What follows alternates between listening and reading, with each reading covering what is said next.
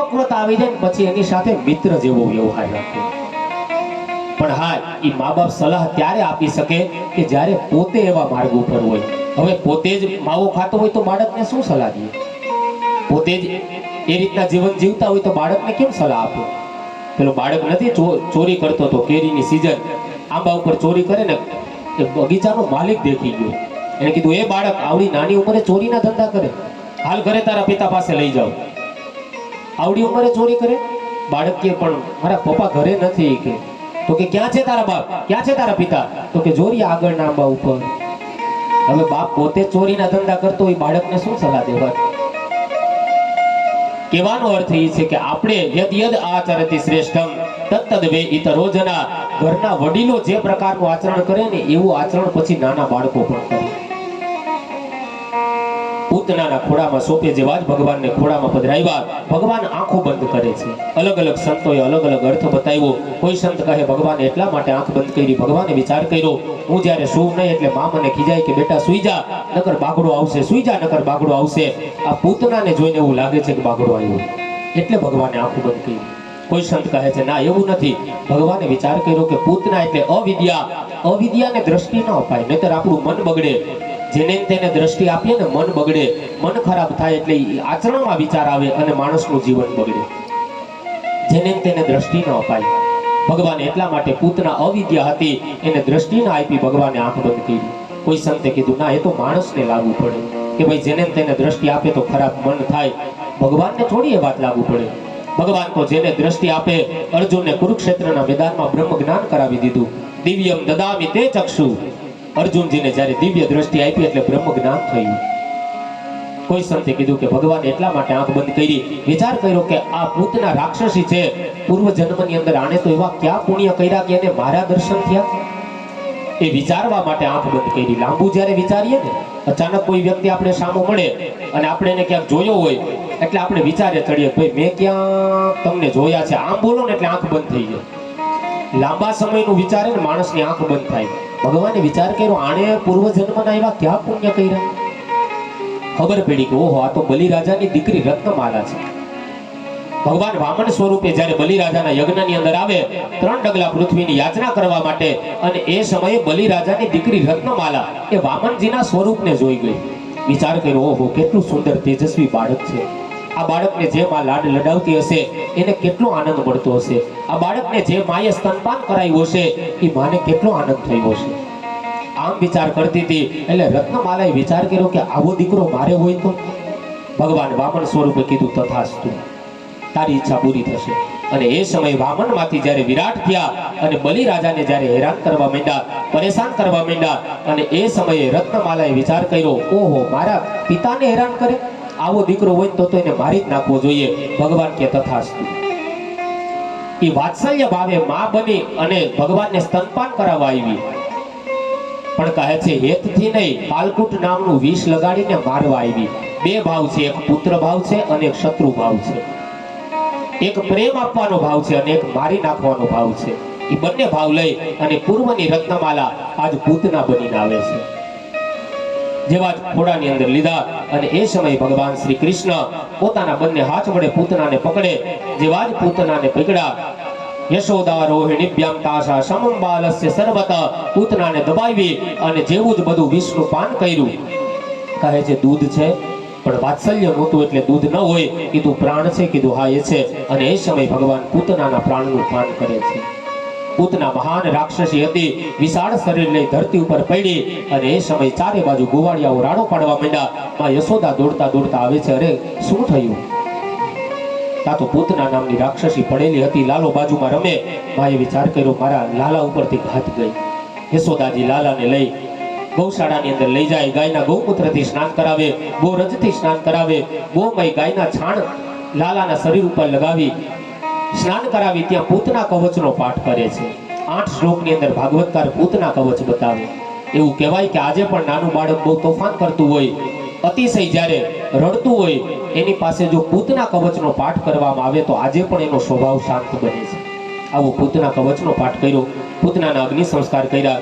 કહે છે યદ એતત પૂતના મોક્ષમ કૃષ્ણસ્યાર્ભકમદ્ભુતં શૃણુસ્યા શ્રદ્ધયા મર્ત્યો ગોવિંદે લભતે રતિમ. કહે જે કોઈ ભક્તિ ભાવ અને પ્રેમથી શ્રી કૃષ્ણની કથા અને પૂતના મોક્ષની કથા સાંભળે એના ઉપર ભગવાન કૃપા કરે. કઈ કૃપા કરે? ભાગવતકાર કહે ગોવિંદે લભતે રતિમ. ભગવાનની અંદર એની રતિ, ભગવાનમાં એનો પ્રેમ થાય, આવી ભગવાન એના ઉપર કૃપા કરે. પરીક્ષિત પ્રશ્ન કરે છે, ગુરુદેવ એક રહસ્ય નથી સમજાતું.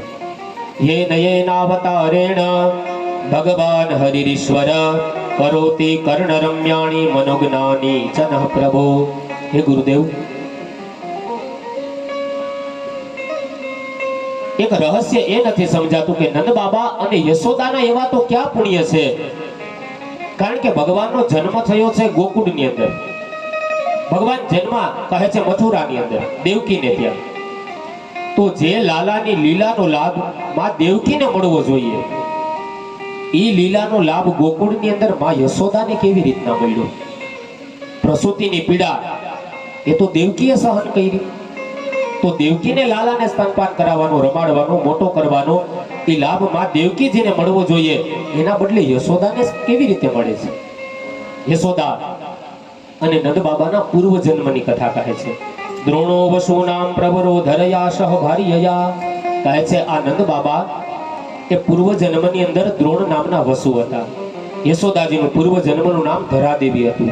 આ બંને પતિ પત્ની, એનો એક એવો નિયમ હતો કે જ્યાં સુધી આંગણે કોઈ સાધુ કે બ્રાહ્મણ ભોજન ન કરીને જાય ને ત્યાં સુધી મુખમાં અનાજ ન નાખે. આવકારો એનો બહુ મોટો. અને નિયમ છે જેના આવકારો બહુ મોટા હોય ને એ આર્થિક રીતે દરિદ્ર બહુ હોય. ધરાદેવી અને દ્રોણ એક સમયે સંતોને શોધવા માટે જાય. અચાનક ગામના પાદરમાં 15 સંતો આવ્યા. વિચાર કર્યો, ઓહો આટલા બધા સંતોને કેમ જમાડશું? ઘરે લઈ આવ્યા. જો જમાડશું નહીં તો આપણો નિયમ તૂટે, આપણું સત્ય તૂટે. 15 સંતો એક સાથે ભેગા થયા. ઘરમાં અનાજ નહીં, દાણો નહીં. વિચાર કર્યો આ સંતોને શું જમાડવું? દ્રોણ કહે છે ધરાદેવી, ગામમાં અનાજ કોઈ આપે નહીં, આગલા પૈસા દેવાના બાકી છે, જ્યાં સુધી પૈસા ના આપું ત્યાં સુધી અનાજ ના આપે. એક કામ કરો દેવી, તમે બાઈ માણસ છો, તમે થેલી લઈને જાઓ, કદાચ તમને થોડું ઘણું રાશન આપે તો સંતોને જમાડીએ. ધરાદેવી હાથમાં થેલી લઈ, સુંદર દેહ છે, કોજલ જેવો મધુર કંઠ છે, એકદમ રૂપવાન સ્ત્રી હતા ધરાદેવી. અને વેપારીની પાસે આવીને કહે છે, અમારા આંગણે સંતો આવ્યા છે.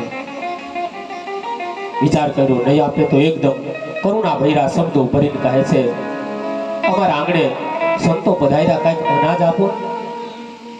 ધરાદેવીને કહે છે વેપારી, એક પણ દાણો જ્યાં સુધી આગલા પૈસા ચૂકતે નહીં કરો ત્યાં સુધી એક પણ દાણો નહીં મળે. ધરાદેવી કહે છે, ભાઈ તું કેતો તારા ઘરનું કામ કરી દઉં, તારા વાસણ માંજી દઉં, તારા કપડા સાફ કરી દઉં, પણ બદલામાં મને અનાજ આપો ને, નહીતર મારા આંગણેથી સંતો ભૂખ્યા જશે. અને એ સમયે ધરાદેવીનો સુંદર દેહ હતો ને, પેલા વેપારીની દ્રષ્ટિ બગડે છે. વેપારી ધરાદેવીની પાસે અયોગ્ય માંગણી કરે છે. કીધું મારી આ ઈચ્છાને પૂરી કરો ને તો તમને બદલામાં અનાજ આપું. હા હા હા. ધરાદેવી કહે, હા પડજો, મને લાગે છે આજ મારા પતિવ્રતા ધર્મની, આજ અમારા ગૃહસ્થાશ્રમની પરીક્ષા થાય એવું લાગે છે. ધરાદેવી કહે છે, આ જન્મે પૈસા નહીં ચૂકવાય ને તો આવતા જન્મ તારે ઘેર અવતાર લઈ અને તારી સેવા કરી દીકરો બની તારા રૂપિયા ચૂકવી દઈ, પણ બદલામાં મને અનાજ આપ. કીધું નહીં, મારી આ ઈચ્છાને પૂરી કરો તો તમને અનાજ આપું. કઈક સુખિયા એવા હશે જે જન્મીને કદી રોયા નથી, અને કઈક જગતમાં દુખિયા એવા હશે કે જેણે સપને સુખ જોયા નથી. ભાગવતજીની કથા મને તમને બોધ આપે છે. આંગણે કોઈ યાચક આવે, આંગણે કોઈ માગવા વાળો આવે ને, એની મજબૂરીનો કોઈ દિવસ લાભ ન ઉઠાવતા, નહીતર ઈશ્વર ક્યારે માફ નહીં કરે. અને એ તો ગરીબાઈના દુઃખ જેની ઉપર વહેવા હોય ને, એને ખબર હોય કે ગરીબાઈના દુઃખ કેવા હોય. વીછીના ડંખ જેને લાગે એને એની વેદનાની ખબર હોય. એમ ગરીબાઈના વાદળા ઈશ્વરને સવાર સાંજ એટલી પ્રાર્થના કરવી, હે ભગવાન અમે સમાજમાં દેખાડા ન કરી શકીએ તો કાંઈ નહીં, મોટા મોટા ઉત્સવો ન કરી શકીએ તો કાંઈ નહીં, પણ હે ભગવાન અમારે કોઈ સાવકારને જ્યાં હાથ લાંબો કરવો પડે ને એવા દી અમને ક્યારેય ન દેખાડશો. વેદ વાંચવા તો બહુ સહેલા છે, પણ આંગણે કોઈ ગરીબ આવે ને, એ ગરીબની વેદના વાંચવી ને એ બહુ અઘરી છે હો. પથ્થરની મૂર્તિમાં તો ભગવાનને જોવા એ બહુ સહેલા છે, પણ આંગણે કોઈ ગરીબ આવે, કોઈ યાચક આવે ને હાથ લાંબો કરીને જ્યારે માગે ને, એની અંદર ભગવાનને જોવાની બહુ અઘરું છે. અને એટલા માટે કવિ કહે, ભૂખિયાની હાલતને જમેલા સુજાને, ભૂખિયાની હાલતને